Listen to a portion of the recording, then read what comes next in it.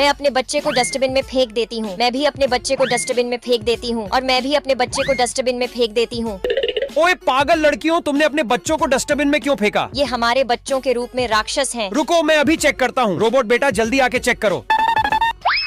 अरे हाँ, ये तो सच में राक्षस है, तुम जा सकती हो। अरे हाँ, ये भी राक्षस है, तुम भी जा सकती हो। ओ लड़की, ये तो असली का बच्चा है, तो इसे क्यों डस्टबिन में डाला? क्योंकि ये मेरा सौतेला बेटा है। तुझे भी पिंजरे में बंद